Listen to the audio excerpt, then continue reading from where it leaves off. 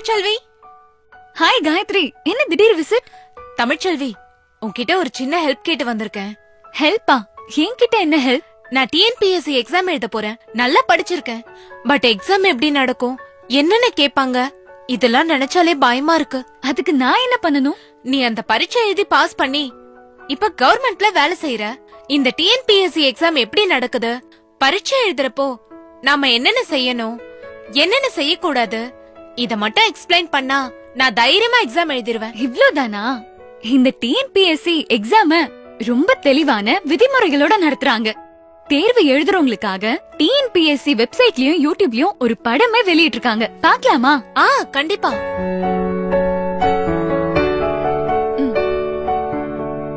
TNPSC தேர்வு எழுதுபவர்களுக்கான வழிமுறைகள். தேர்வர்கள் தேர்வு ஆரம்பிப்பதற்கு 1 மணி நேரத்திற்கு முன்னால, அதாவது கண்டிப்பா காலையில 9 மணிக்கு தேர்வு மையத்துக்கு வந்துடணும். கொரோனா போன்ற நோய் தொற்று பரவும் காலகட்டங்களில் ஹேண்ட் சானிடைசர், முகக்கவசம், சமூக இடைவெளியை கடைபிடித்தல் அவசியம். தேர்வு எழுத வருபவர்கள் ஹேண்ட் சானிடைசரை அவசியம் கொண்டு வர வேண்டும். தேர்வு தொடங்குவதற்கு 45 நிமிடங்களுக்கு முன்னாடியே கேட்டை க்ளோஸ் பண்ணிடுவாங்க. அதுக்கப்புறம் என்ன காரணம் சொன்னாலும் உள்ள அனுமதிக்க மாட்டாங்க. சார், எக்ஸாம் எழுதணும். 45 நிமிஷத்துக்கு முன்னாடி கேட்ட க்ளோஸ் பண்ணும். மணி 9:20 ஆச்சே. சாரி சார், லேட் ஆயிடுச்சு. நான் ஒண்ணும் பண்ண முடியாதுமா. தேர்வாணைய உத்தரவுப்படிதான் நடக்க முடியும். ரொம்ப முக்கியமான விஷயம் காயத்ரி. ஃபர்ஸ்ட் எல்லாம் 10 மணிக்கு எக்ஸாம் ஹாலுக்கு போனா போதும். அப்படியே லேட் ஆனாலும் 10:30 மணி வரைக்கும் அலோவ் பண்ணுவாங்க. ஆனா இப்பெல்லாம் அப்படி இல்ல. ஷார்ப்பா 9 மணிக்கே அங்க இருக்கணும். தேர்வு தொடங்குவதற்கு 30 நிமிடத்திற்கு முன்னாடியே தேர்வு மையத்துல இருக்கிற டிஸ்பிளே போர்டுல உங்களோட ரெஜிஸ்டர் நம்பரை பார்த்து அந்த ஹாலுக்கு போகணும். ஹால் டிக்கெட் மற்றும் பிளாக் பால் பாயிண்ட் பேனா மட்டும் எடுத்துக்கிட்டு நீங்க ஹாலுக்கு போகணும். தேர்வு கூடத்துக்குள்ள mobile phone, watch, laptop, calculator இந்த மாதிரி எந்த எலக்ட்ரானிக் பொருட்களையும் எடுத்துக்கிட்டு போக கூடாது. மறந்து எடுத்துக்கிட்டு போயிட்டீங்கன்னா அத வெளியில தான் வைக்கணும். அத வேற யாராவது எடுத்துக்கிட்டு போயிட்டா அதுக்கு தேர்வாணையமோ தேர்வு மையமோ பொறுப்பேற்காது. இந்த தேர்வுக்காக உங்களுக்கு தரப்பட்டிருக்கிற ஹால் டிக்கெட்ல இருக்கிற வழிமுறைகளை முதல்ல நீங்க படிக்கணும். எக்ஸாம் ஹால்ல OMR விடைத்தாள் கொடுப்பாங்க. இந்த விடைத்தாள்ல 2 பக்கங்கள் இருக்கும். இந்த விடைத்தாள்ல எந்த பக்கத்திலையும் தேவையற்ற குறிப்புகள் எழுதுவதோ, குறியீடுகள் செய்வதோ, சேதப்படுத்தவோ கூடாது. அப்படியே ஏதாவது செஞ்சீங்கன்னா உங்களுடைய விடைத்தாள் செல்லாதது ஆகிவிடும். OMR விடைத்தாளின் 2ஆம் பக்கத்துல தரப்பட்டிருக்கிற அறிவுரைகளை படிச்சுட்டு கீழ்பக்கத்துல தரப்பட்டிருக்கிற கட்டத்துல தேர்வு எழுதுறதுக்கு முன்னால கையெழுத்து போடணும்.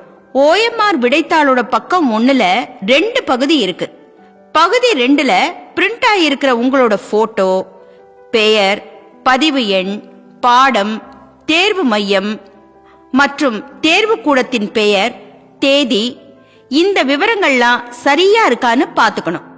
உங்களுக்கு கொடுக்கப்பட்டிருக்கிற கொஸ்டின் பேப்பர்ல பிரிண்ட் சரியா இருக்குதா, பேஜ் நம்பர் மிஸ் ஆகாம இருக்குதா, இதெல்லாம் தரவா செக் பண்ணிக்கோங்க. நீங்க ஆன்சர் பண்ணதுக்கு பிற்பாடு அந்த மாதிரி ஏதாவது இருக்குதுன்னு சொன்னீங்கன்னா என்னால ரீப்ளேஸ் பண்ண முடியாது. இந்த பிரிண்ட் ஆன விவரங்கள்ல ஏதாவது தவறு இருந்தால் உடனடியா தேர்வு கூட கண்காணிப்பாளர் கிட்ட தெரியப்படுத்தணும்.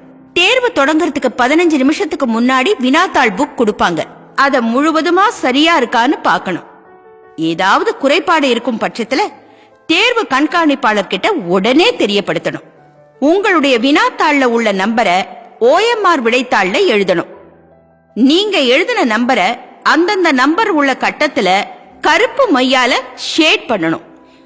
இந்த இடத்துல ஒரு விஷயத்தை நீங்க மனசுல பதிவு பண்ணிக்கணும். கருப்பு கலர் பால் பாயிண்ட் பேனாவை தான் நீங்க யூஸ் பண்ணணும். பென்சிலை உபயோகப்படுத்த கூடாது. ப்ளூ கலர் பேனாவாலேயோ இல்ல வேற கலர் பேனாவாலேயோ இல்ல இங்கு பேனாவிலேயோ எழுதுனா உங்களோட விடைத்தாள் செல்லாததாக்கப்படும். அதனால கருப்பு கலர் பால் பாயிண்ட் பேனாவை கூடுதலாவே கையில வச்சுக்குங்க. மேலும் வினாத்தாள் தொகுப்பு எண்ண தவறா குறிப்பிட்டீங்கன்னா உங்களுடைய விடைத்தாள் செல்லாதது ஆகிவிடும். கேள்வித்தாள்ல இருக்கிற கேள்விகளையும் பதில்களையும் நல்லா படிச்சு மனசுல பதிய வச்சுக்குங்க. அதுக்கப்புறம் OMR விடைத்தாள்ல இருக்கிற அத்தனை கேள்விகளுக்கும் தவறாம விடையளிக்க வேண்டும். நல்லா ஞாபகம் வச்சுக்குங்க, கருப்பு நிற பால் பாயிண்ட் பேனாவை தான் பயன்படுத்தணும். நீங்க விடையளிக்கிறதுக்காக ஏ, பி, சி, டி, இ என 5 வட்டங்கள் கொடுக்கப்பட்டிருக்கும். சரியான விடைக்குண்டான கட்டத்துல ஷேட் பண்ணணும். ஒரு குறிப்பிட்ட கேள்விக்கு விட தெரியலனா இ என்ற வட்டத்தை அவசியம் ஷேட் பண்ணணும். ஏனெனில் தவறான வழிமுறைகளை தடுக்கும் விதமாகவும் நேர்மையான தேர்வர்களுக்கு எந்தவித பாதிப்பும் ஏற்பட்டு விடக்கூடாது என்ற நல்ல நோக்கத்துடன் தேர்வாணையம் இந்த முடிவினை எடுத்துள்ளது. ஒவ்வொரு கேள்விக்கு ஒரு பதில் மட்டுமே விடையாக இருக்க வேண்டும். 2 வட்டங்களில் ஷேட் பண்ண கூடாது. நீங்க வட்டத்துல ஷேட் பண்ணாம இந்த மாதிரி டிக் மார்க் பண்றதோ, இன்டு பண்றதோ, டாட் பண்றதோ, பகுதியாக ஷேட் பண்றதோ, உள்ளுக்குள்ள வட்டம் போட்டாலோ நீங்க நல்லா படிச்சிருந்து சரியான விடையாக இருந்தாலும் இந்த மாதிரி குறியீடு செஞ்சா உங்க விடைத்தாள் இன்வேலிட் ஆகிவிடும். அதனால சரியான முறையில வட்டத்தை முழுமையா ஷேட் பண்ணணும். ஒவ்வொரு கேள்விக்கும் விடையளிக்கிறப்போ ஒரே ஒரு சரியான விடைய மட்டும்தான் நிரப்பணும்.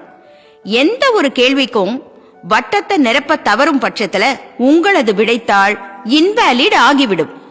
விடைத்தாளின் பக்கம் 1 அனைத்து கேள்விகளுக்கும் விடையளித்த பின்னர் அந்தந்த காலத்திற்கு கீழ் எத்தனை ஏ, எத்தனை பி, எத்தனை சி, எத்தனை டி,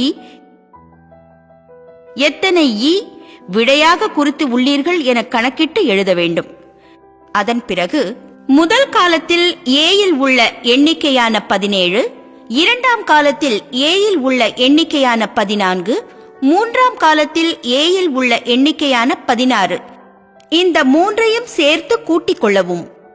17 + 14 31 + 16 47. இந்த கூட்டுத்தொகையான 47ஐ பிரிவு 3 ஏயில் உள்ள ஏ கட்டத்தில் நிரப்ப வேண்டும். 047 என்று நிரப்ப வேண்டும். பின்னர் முதல் காலத்தில் பியில் உள்ள எண்ணிக்கையான 19, 2ஆம் காலத்தில் பியில் உள்ள எண்ணிக்கையான 16, 3ஆம் காலத்தில் பியில் உள்ள எண்ணிக்கையான 16 இந்த 3ஐயும் சேர்த்து கூட்டிக் கொள்ளவும். 19 + 16 35 + 16 51. இந்த கூட்டுத்தொகையான 51ஐ பிரிவு 3 ஏயில் உள்ள பி கட்டத்தில் நிரப்ப வேண்டும். அதுபோல முறையே 3 காலங்களில் உள்ள சி, 3 காலங்களில் உள்ள டி, 3 காலங்களில் உள்ள இ ஆகியவற்றை கூட்டிக் கொள்ளவும். பின்னர் அந்த கூட்டுத்தொகையை பகுதி 2 பிரிவு 3 ஏயில் உள்ள சிடிஇ ஆகிய கட்டங்களில் அந்தந்த கூட்டுத்தொகையை எழுத வேண்டும். அதன் பிறகு பிரிவு 3 பியில் அதற்குரிய வட்டங்களை நிரப்ப வேண்டும்.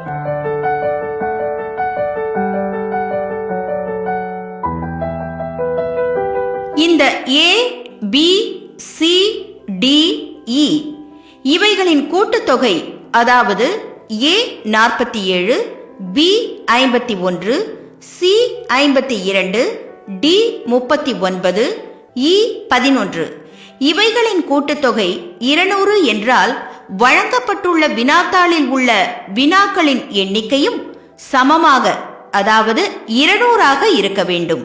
இதற்காக தேர்வு நேரத்திற்கு பின் 15 நிமிடங்கள் கூடுதலாக வழங்கப்படுகிறது. இதில் ஏதேனும் தவறு இருப்பின் 5 மதிப்பெண்கள் குறைக்கப்படும்.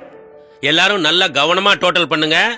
இதுல ஏதாவது மிஸ்டேக் பண்ணிட்டீங்கன்னா நீங்க எடுக்கிற மார்க்ல இருந்து 5 மார்க்க உங்களுக்கு கழிச்சிருவாங்க.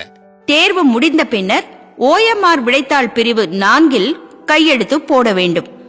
அனைத்து கேள்விகளுக்கான விடைகளை அளித்த பின்னர் உங்களது இடது கை பெருவிரல் ரேகை பதிவினை பகுதி 1 கீழ்ப்பக்கத்தில் உரிய இடத்தில் பதிக்கவும். ரேகையை பதிய வைத்ததும் கைகளை நன்றாக துடைத்துக் கொள்ள வேண்டும். மற்ற பகுதிகளில் மைப்பட்டுவிட்டால் உங்களுடைய விடைத்தாள் செல்லாதது ஆகிவிடும். தேர்வர்கள் கையெழுத்திட்டு இடது கை பெருவிரல் ரேகையை பதித்த பிறகு தேர்வு கூட கண்காணிப்பாளர் அதில் கையெழுத்திடுவார். உங்கள் விடைத்தாளில் நீங்கள் குறித்துள்ள அனைத்து விவரங்களுக்கும் நீங்கள் மட்டுமே பொறுப்பாவீர்கள்.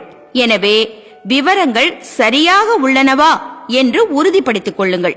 தேர்வுக்கு நன்றாக படித்து உங்களை தயார்படுத்திக் கொள்வதுடன் இந்த அறிவுரைகளையும் சரியாக பின்பற்றி தேர்வு எழுதுங்கள்.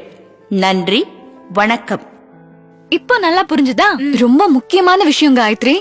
தேர்வாணையம் தரவரிசைப்படி தான் ஆர்டர் அனுப்புவாங்க. இடைத்தரகர்கள் மூலம் தவறான வழியில போய் ஏமாந்துட வேண்டாம்.